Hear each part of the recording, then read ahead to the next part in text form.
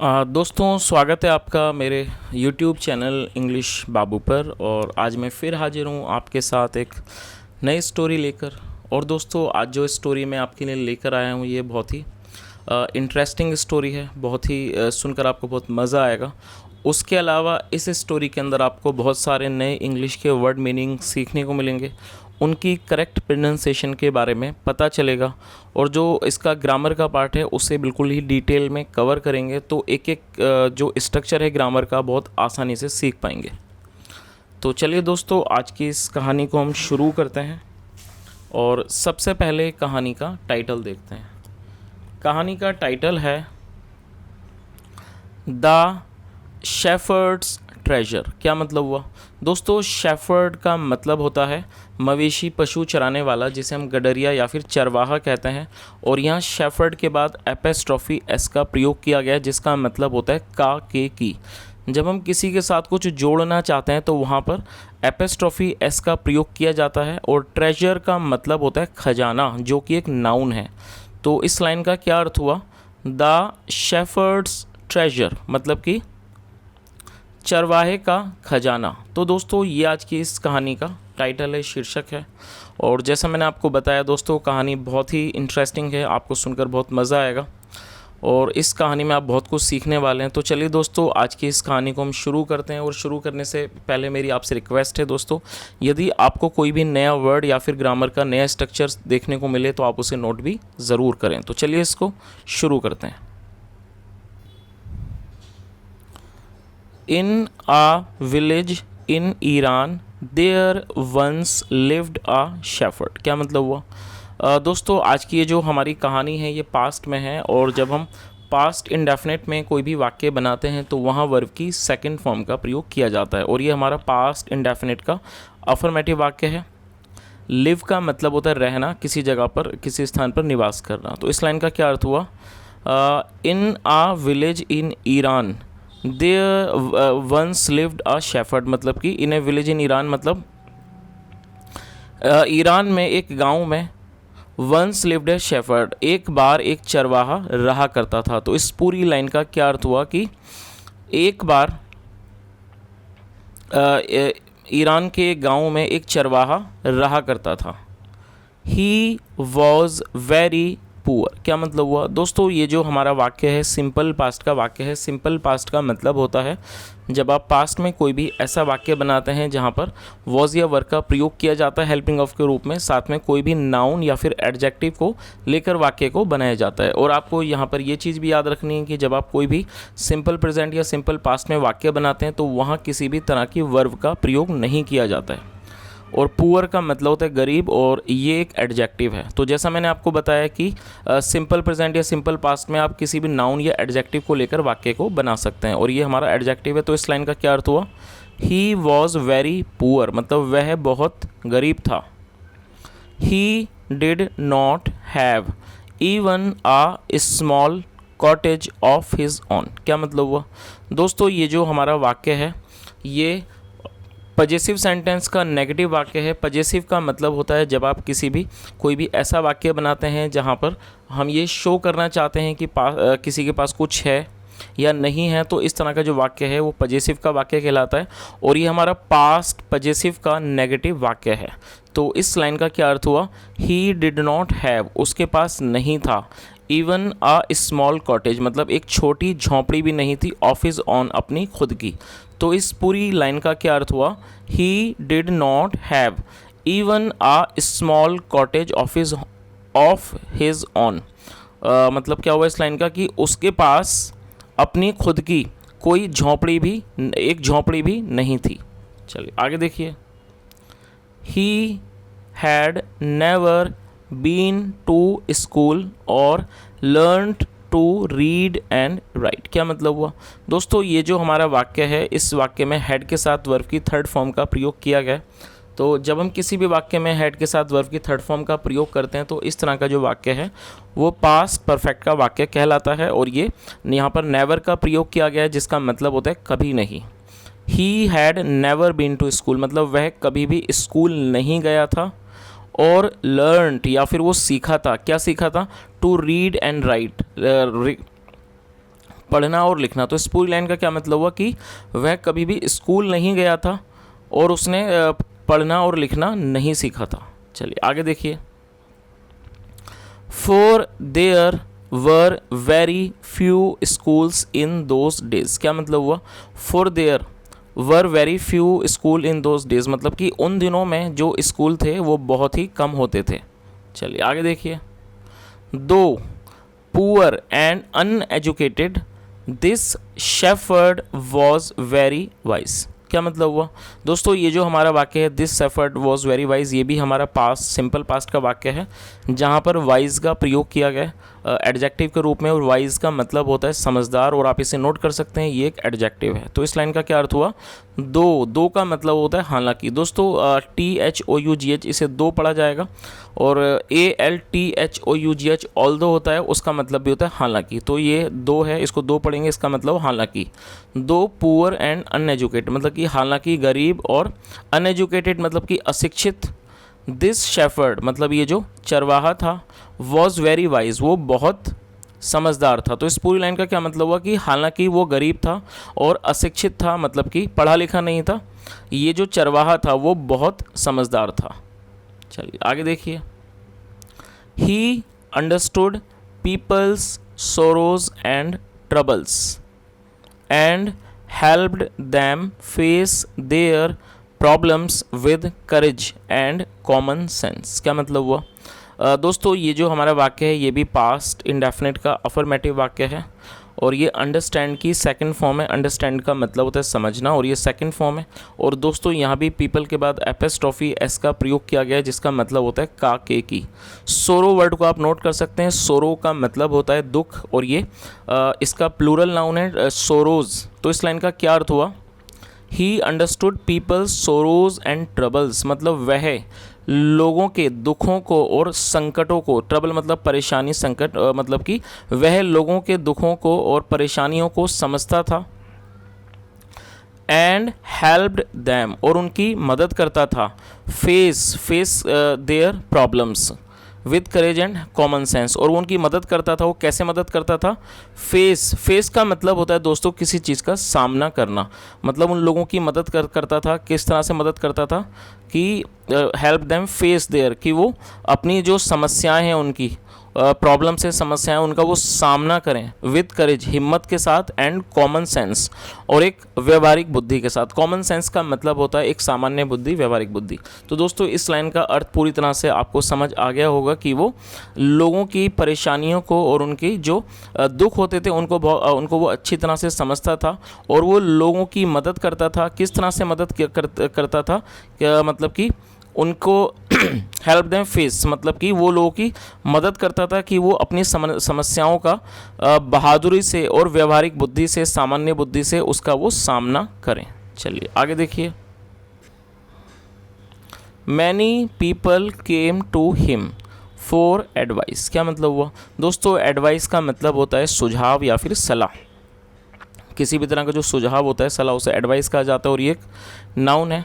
Many people came to ही मतलब बहुत कई लोग आते थे, कई लोग उसके पास आते थे फॉर एडवाइस मतलब कई लोग उसके पास सलाह के लिए आते थे। सून मतलब कि जल्दी he became famous for his wisdom and friendly nature, क्या मतलब हुआ? दोस्तों ये जो वर्ड है FAMOUS फेमस, इसे फेमस पढ़ते हैं। इस वर्ड को आपने ज़रूर सुना होगा। फेमस का मतलब होता है कोई भी मशहूर या फिर प्रसिद्ध व्यक्ति को फेमस कहा जाता है। फेमस का मतलब होता है प्रसिद्ध या फिर मशहूर, और ये एक एडजेक्टिव है। और दोस्तों इस वाक्य के अंदर एडजेक्टिव को वर्ब बनाया गया। तो मैं आपको बताना चाहूँगा कि जब आप कोई भी एडजेक्टिव को वर्ब बनाना चाहते हैं तो आपको किसी भी सपोर्टिंग वर्ब का प्रयोग करना होता है। तो यहाँ पर सपोर्टिंग वर्ब के रूप में बिकम का प्रयोग किया गया है, और ये पास्ट इंडेफिनिट का सेंटेंस है, इसलिए बिकम की सेकंड फॉर्म बिकेम का प्रयोग किया गया है। तो ये लाइन आपको अच्छे से समझ आई गई होगी। सून का मतलब होता है जल्दी। सून मतलब कि जल्दी ही बिकेम फेमस, वह मशहूर हो गया, ये कह सकते हैं वह प्रसिद्ध हो गया।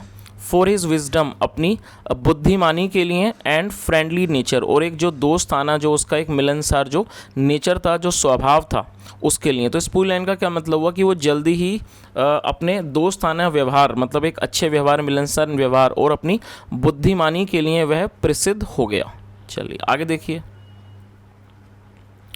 The king of that country heard about him, क्या मतलब हुआ दोस्तों, ये भी हमारा पास्ट इंडेफिनिट का ही अफर्मेटिव वाक्य है और आप इस वर्ड को नोट कर सकते हैं HEAR। हियर का मतलब होता है सुनना और इसकी सेकंड फॉर्म है हर्ड, तो यहाँ पर सेकंड फॉर्म का प्रयोग किया गया है, पास्ट इंडेफिनिट का ये वाक्य है। The king of that country मतलब जो राजा थे उस देश के, हर्ड अबाउट हिम उन्होंने उसके बारे में सुना, एंड थॉट और उन्होंने सोचा, ऑफ मीटिंग हिम और उससे मिलने के बारे में उन्होंने सोचा। चलिए दोस्तों आगे देखते हैं। Disguised as a shepherd and riding on a mule, one day the king came to the cave where the wise disguised as a shepherd. दोस्तों डिसगाइज का मतलब होता है वेश बदलना, जब कोई व्यक्ति अपनी पहचान को छुपाने के लिए एक छद्म, मतलब यह छद्म का मतलब नकली, कोई नकली वेश धारण करे, उसे डिसगाइज कहा जाता है जब कोई व्यक्ति अपना वेश को बदल ले। तो डिसगाइज्ड एज ए शेफर्ड मतलब कि एक चरवाहे के वेश में, एंड राइडिंग ऑन ए मूल, मूल मतलब खच्चर, और एक खच्चर पर सवार होकर, वन डे एक दिन, the king came to the cave जो राजा थे आए, वो कहाँ पर आए, the king came to the cave where जहाँ, the wise where the wise shepherd live जहाँ वो समझदार बुद्धिमान चरवाहा रहता था। तो दोस्तों इस पूरी लाइन का क्या अर्थ हुआ कि वो एक दिन जो वो राजा साहब थे वो एक चरवाहे के वेश में खच्चर पर सवार होकर उस गुफा तक आए जहाँ पर वो जो बुद्धिमान चरवाहा रहता था। चलिए आगे देखिए। As soon as the shepherd saw the traveller coming towards the cave he rose to welcome him, क्या मतलब हुआ, एज सुन एज का मतलब होता है जैसे ही, जैसे ही the shepherd saw the traveller, और ये सी की सेकंड फॉर्म है, जैसे ही शेफर्ड ने मतलब चरवाहे ने देखा, किसे देखा, सो द ट्रैवलर, ट्रैवलर मतलब यात्री, यात्री को देखा, कमिंग टूवर्ड्स जो कि आ रहा है, टूवर्ड्स द केव गुफा की तरफ आ रहा है, ही रोज मतलब कि वो खड़ा हो गया, टू वेलकम हिम उसका स्वागत करने के लिए। तो दोस्तों ये जो स्टोरी आपको अच्छे से समझ आई गई होगी कि जो राजा साहब थे वो भी उससे मिलना चाहते थे, उस समझदार चरवाहे से, क्योंकि उन्होंने उसके बारे में काफ़ी कुछ सुना था। तो वो एक दिन अपना वेश बदल कर, और वो भी चरवाहे के वेश में खच्चर पर सवार होकर उस गुफा तक गए जहाँ पर वो चरवाहा रहता था। और जैसे ही जो शेफर्ड था, जो चरवाहा था, उसने इस यात्री को देखा, यात्री मतलब ये वही राजा साहब हैं जो वेश बदल कर गए यात्री के रूप में। तो जब उस चरवाहे ने उनको देखा कि गुफा की तरफ आते हुए वह खड़ा हो गया उनका स्वागत करने के लिए। चलिए दोस्तों आगे देखते हैं आगे क्या होता है। He took the tired traveller inside the cave, और दोस्तों ये टेक की सेकंड फॉर्म है। टेक का मतलब होता है लेना या फिर ले जाना, और ये इसकी सेकंड फॉर्म है। He took the tired, tired adjective है जिसका मतलब होता है थका हुआ, मतलब वह उस थके हुए यात्री को ले गया, कहाँ ले गया, इनसाइड द केव गुफा के अंदर। तो इस पूरी लाइन का क्या मतलब हुआ कि he took the tired traveller inside the cave मतलब वह थके हुए यात्री को गुफा के अंदर ले गया। Gave him water to drink उसे पीने को पानी दिया, and a share of his own meagre meal और एक उसका उसने हिस्सा दिया, किस चीज़ का, ऑफ हिज ऑन अपने खुद का, मीगर मील जो उसकी एक मामूली सी जो भोजन था, मील था, मीगर मतलब मामूली, जो उसके एक मामूली सा जो उसका भोजन था, खाना था, उसका एक हिस्सा उसने उस व्यक्ति को दिया। चलिए दोस्तों आगे देखिए। The king rested for the night जो राजा थे उन्होंने उस रात्रि रेस्ट किया। रेस्ट का मतलब होता है आराम करना, विश्राम करना। The king rested for the night मतलब राजा ने रात के लिए विश्राम किया, उस रात विश्राम किया इन द केव गुफा में, and was greatly impressed by the shepherd's hospitality and wise conversation. क्या मतलब हुआ, एंड वॉज ग्रेटली इम्प्रेस्ड। दोस्तों इम्प्रेस का मतलब होता है प्रभावित हो जाना, और वो बहुत ज़्यादा प्रभावित हो गए किस चीज़ से, बाय द शेफर्ड्स हॉस्पिटैलिटी मतलब जो चरवाहे की जो हॉस्पिटैलिटी, हॉस्पिटैलिटी का मतलब है अतिथि सत्कार। जब कोई व्यक्ति या अतिथि मेहमान हमारे घर आता है और जो हम उसकी सेवा पानी करते हैं उसे ही हॉस्पिटैलिटी कहा जाता है। तो आप इस वर्ड को नोट कर सकते हैं। तो वो जो राजा साहब थे वो उस चरवाहे की जो अतिथि, उसके द्वारा जो अतिथि सत्कार किया गया था, और जो उसकी जो वाइज कॉन्वर्सेशन, एक जो समझदारी वाली बातचीत थी, वार्तालाप थी, उससे वो जो राजा साहब थे बहुत ज़्यादा वो प्रभावित हुए। चलिए आगे देखिए। Though still tired the king decided to depart the next morning. क्या मतलब हुआ? दो स्टिल टायर्ड मतलब कि हाँ, और दोस्तों STILL आप इसे नोट कर सकते हैं। स्टिल का मतलब होता है अभी भी या फिर भी। दो स्टिल टायर्ड मतलब हालांकि फिर भी थके हुए। द किंग डिसाइडेड जो राजा थे उन्होंने फैसला किया। टू डिपार्ट का मतलब है रवाना होने का। द नेक्स्ट मॉर्निंग अगली सुबह। तो इस पूरी लाइन का क्या मतलब हुआ कि हालांकि वो थके हुआ मतलब अभी भी वो थके हुए थे, लेकिन जो राजा साहब थे उन्होंने फैसला किया वहाँ से रवाना होने का अगली सुबह। ही सेड उन्होंने कहा many thanks for your kindness to a poor traveller. उन्होंने क्या कहा कि बहुत धन्यवाद फॉर योर काइंडनेस आपकी दयालुता के लिए। टू अ पुअर ट्रैवलर एक गरीब यात्री के प्रति जो मतलब आपकी काइंडनेस है, दयालुता है, उसके लिए बहुत धन्यवाद। I have a long way to go मतलब मुझे बहुत दूर जाना है। परमिट मी टू लीव मुझे जाने की आज्ञा दें। चलिए आगे देखिए। Looking straight into the eyes of his guest. Looking straight मतलब सीधा देखते हुए, into the eyes of his guest अपने अतिथि की आंखों में सीधा देखते हुए। द शेफर्ड रिप्लाइड जो शेफर्ड था, चरवाहा था, उसने जवाब दिया थैंक यू मतलब कि धन्यवाद, आपका धन्यवाद। योर मजेस्टी महाराज। तो उसने क्या कहा कि महाराज आपका धन्यवाद। For paying me the compliment of a visit मतलब किस चीज़ का? मतलब कि यहाँ आने का जो मतलब विजिट का मतलब होता है कहीं पर जाना, दौरा करना। तो उसने क्या कहा कि महाराज आपका बहुत धन्यवाद। For paying me the compliment of visit मतलब मेरे पास आने का जो आपने कॉम्प्लीमेंट दिया उसके लिए आपका धन्यवाद। चलिए आगे देखिए। The king was astonished as well as pleased. क्या मतलब हुआ? दोस्तों आप इस वर्ड को नोट कर सकते हैं। एस्टोनिश्ड का मतलब होता है हैरान होना।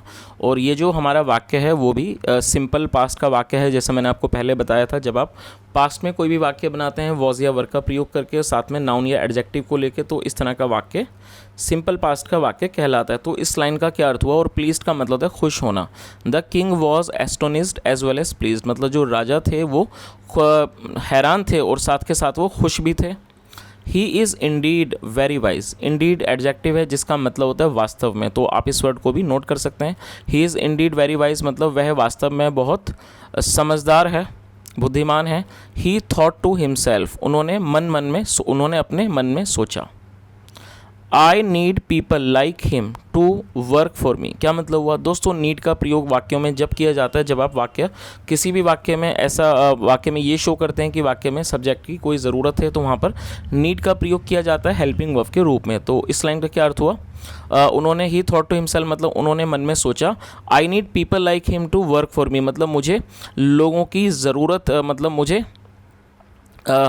इसके जैसे लोगों की ज़रूरत है टू वर्क फॉर मी मेरे लिए काम करने के लिए मतलब। तो इस लाइन का क्या अर्थ हुआ कि जो राजा साहब थे उन्होंने क्या सोचा कि मतलब मुझे ऐसे लोगों की ज़रूरत है मतलब कि इस तरह के लोगों की ज़रूरत है जो मेरे लिए काम करें। And the king appointed this humble shepherd the governor of A small district. क्या मतलब हुआ? दोस्तों अपॉइंट का मतलब होता है किसी को नियुक्त करना। आपने इस वर्ड को पहले भी सुना होगा अपॉइंट, और ये सेकंड फॉर्म है।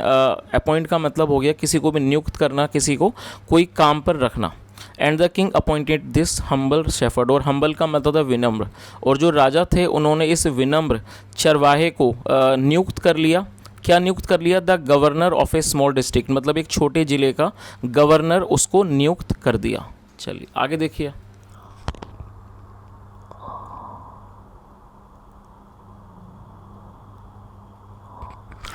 Although he rose to power and dignity, the shepherd remained as humble as ever। क्या मतलब हुआ? बहुत ही अच्छा सेंटेंस है दोस्तों, इसको आप अच्छे से समझ लीजिए। और आप ये जो वर्ड मीनिंग है नए तो आप उन्हें भी नोट कर लीजिए। और ये राइज की सेकंड फॉर्म है। रोज़ का मतलब उठना। Although he rose to power मतलब रोज टू पावर का मतलब होता है राइज टू पावर जब कोई व्यक्ति शक्ति में आ जाता है, मतलब कि जब कोई व्यक्ति ऊपर उठे और उसे शक्तियाँ प्राप्त हो तो उसे राइज टू पावर कहा जाता है। Although he rose to power हालांकि उसे शक्तियाँ प्राप्त हो गई मतलब वो शक्तिमान हुआ, मतलब कि उसे शक्तियाँ मिली, वो ताकतवर बन गया। एंड डिग्निटी और सम्मान मिला उसको। द शेफर्ड रिमेंड मतलब जो शेफर्ड था, चरवाहा था, remained as humble as ever वो मतलब कि फिर भी वो क्या रहा? वो विनम्र रहा। तो इस पूरी लाइन का क्या अर्थ हुआ कि हालांकि वो जो चरवाहा था उसे शक्तियाँ मिल गई, उसे मतलब एक तरह से ताकतवर बन गया, उसे डिग्निटी भी मिली, सम्मान भी मिला। उसके बावजूद वो जो चरवाहा था वो एक काफ़ी हम मतलब हमेशा की तरह हम्बल बना रहा, मतलब कि वो विनम्र ही बना रहा। People loved and honoured him. Honour का मतलब था सम्मान देना, जो लोग थे उसे प्यार करते थे और उसको सम्मान करते थे फॉर हिज विजडम, उसकी समझदारी के लिए। सिंपैथी, उसकी सिंपैथी के लिए। सिंपैथी का मतलब होता है किसी भी तरह की सहानुभूति। तो जो लोग थे वो उसे प्यार करते थे, उसका सम्मान करते थे for his wisdom and sympathy and goodness, मतलब उसकी अच्छाई के लिए, उसके सिंपैथी के लिए, और उसकी जो समझदारी थी, उसकी जो सहानुभूति थी, समझदारी थी, और जो उसकी भलाई थी, उसके लिए लोग उसे पसंद करते थे, प्यार करते थे और उसका सम्मान करते थे। He was kind and just, मतलब वह काइंड था, दयालु था, एंड जस्ट, और वो न्यायप्रिय था टू वन एंड ऑल, मतलब सिर्फ एक के लिए नहीं बल्कि सबके लिए वो एक न्यायप्रिय था, और साथ में वो काइंड था, मतलब कि दयालु था। His fame as a fair and wise governor soon spread throughout the country. क्या मतलब हुआ? जो उसका फेम था, दोस्तों फेम का एक नाउन है जिसका मतलब होता है प्रसिद्धि। हिज फेम मतलब जो उसकी प्रसिद्धि थी, एज ए फेयर मतलब एक अच्छे, मतलब एक उचित और एक समझदार गवर्नर के रूप में, सून स्प्रेड वो जल्दी ही फैल गई, थ्रू आउट द कंट्री मतलब पूरे राज्य में, पूरे देश में। तो इस पूरी लाइन का क्या अर्थ हुआ कि जो उसकी प्रसिद्धि थी एक अच्छे और एक समझदार गवर्नर के रूप में, वो पूरे देश में जल्दी ही फैल गई। चलिए आगे देखिए। Now the governors of other provinces grew terribly jealous. क्या मतलब हुआ? दोस्तों प्रोविंस का मतलब होता है प्रांत। अब जो अन्य जिलों के जो गवर्नर थे, मतलब दूसरे प्रांतों के जो गवर्नर्स थे, ग्रीव टेरिबली जेलस, वो बहुत ज़्यादा उससे जलने लगे, and began to talk to the king against him, और वो राजा से उसके खिलाफ, उसके अगेंस्ट मतलब बात करने लगे। दे सैड, उन्होंने कहा, ही इज़ वेरी डिसऑनेस्ट, वह बहुत डिसऑनेस्ट है। डिसऑनेस्ट का मतलब होता है बेईमान। ही इज़ वेरी डिसऑनेस्ट मतलब वह बहुत बेईमान है। And keep for himself part of the money that he collects as tax from the people. और उन्होंने क्या कहा कि वो जो लोगों से टैक्स को इकट्ठा करता है, वो उसका एक हिस्सा वो अपने खुद के लिए रख लेता है। And keeps for himself part of the money that he collects, मतलब जो वो लोगों से टैक्स के रूप में लोगों से पैसे इकट्ठे करता है, उसका एक हिस्सा वो अपने खुद के लिए रख लेता है। Why did he always carry with him they added an iron chest. उन्होंने और इस बात में क्या जोड़ा कि वह हमेशा एक जो आयरन चेस्ट है, मतलब एक जो लोहे की जो तिजोरी है, वो हमेशा अपने साथ क्यों लेके चलता है, वो हमेशा उसको क्यों ढोता है। कैरी का मतलब होता है किसी चीज़ को ढोना। तो उन्होंने क्या कहा कि वो हमेशा ही अपने साथ एक जो लोहे की जो तिजोरी है वो क्यों लेके चलता है। चलिए आगे देखिए। Perhaps he carried in it the treasure that he had secretly collected. क्या मतलब हुआ? और दोस्तों यहाँ हेड के साथ थर्ड फॉर्म का प्रयोग किया गया, तो ये भी हमारा पास्ट परफेक्ट का वाक्य है। तो इस लाइन का क्या अर्थ हुआ कि शायद, परहैप्स मतलब शायद, ही कैरिड इन इट कि मतलब वह इसके अंदर ले जाता है, द ट्रेजर उस खजाने को, that he had secretly collected जो उसने मतलब एक गुप्त रूप से इकट्ठा किया है। After all they said mockingly. और दोस्तों मॉकिंगली एडवर्ब है जिसका मतलब होता है हंसी उड़ाते हुए। After all they said mockingly मतलब उन्होंने हंसी उड़ाते हुए कहा। He was an ordinary shepherd मतलब वह एक साधारण चरवाहा था। And could behave no better और वो इससे ज़्यादा अच्छा व्यवहार नहीं कर सकता। चलिए तो दोस्तों यहाँ पर हमने देखा कि जब वो व्यक्ति जो था, जो चरवाहा था, जब वो बहुत ज़्यादा प्रसिद्ध हो गया तो दूसरे दूसरे प्रांत के जो गवर्नर थे वो राजा के कान भरने लगे उसके खिलाफ़, क्योंकि वो उसकी प्रसिद्धि से जलने लगे। और उसका कारण ये भी था कि वो ये जो चरवाहा था वो हमेशा अपने साथ एक आयरन चेस्ट मतलब कि लोहे की तिजोरी लेकर चलता था। और वो राजा को भड़काने लगे कि वो जो टैक्स इकट्ठा करता है उन टैक्स के मतलब पैसों को वो जो लोगों से इकट्ठा करता है टैक्स के रूप में, उसका एक हिस्सा वो अपने पास रखता है और उस पैसे को वो गुप्त रूप से उस लोहे की तिजोरी में रखता है। और इस तरह से वो राजा को भड़काने लगे। तो दोस्तों आज हम इस कहानी को यहीं तक रोकते हैं और इसका जो अगला पार्ट है वो शाम को अपलोड होगा। और अगले पार्ट में आपको पता चलेगा कि वो जो गवर्नर था, मतलब जो चरवाहा था जो बाद में गवर्नर बन गया, आखिर वो उस लोहे की तिजोरी को क्यों अपने साथ हमेशा रखता था और उस लोहे की तिजोरी में वो क्या क्या सामान रखता था ये भी हमें कहानी के अगले भाग में पता चलेगा। और ये सब जो बातें हो रही थी तो जाहिर सी बात है जो राजा जो थे वो भड़क चुके थे और राजा इसके खिलाफ आगे क्या एक्शन लेने वाले हैं या फिर जो चरवाहा है वो खुद को कैसे बचाएगा या ये हमें कहानी के अगले पार्ट में पता चलेगा। तो दोस्तों ये कहानी मैं यहीं तक रखता हूँ, इसके अगले पार्ट में इस कहानी को पूरा कवर कर दिया जाएगा। और यदि आज की कहानी आपको अच्छी लगी और आपको अगला पार्ट भी देखना चाहें तो आप ज़रूर कमेंट करके बताएं और आपको जो भी आपकी राय हो कहानी के बारे में ज़रूर बताएं। और आज की कहानी में आपने कोई भी नया वर्ड सीखा हो तो वो भी कमेंट के माध्यम से ज़रूर बताएं। और दोस्तों शाम तक का वेट करें क्योंकि शाम को इसका अगला पार्ट अपलोड कर दिया जाएगा। यहाँ तक सुनने के लिए thank you so much. Have a nice day and bye.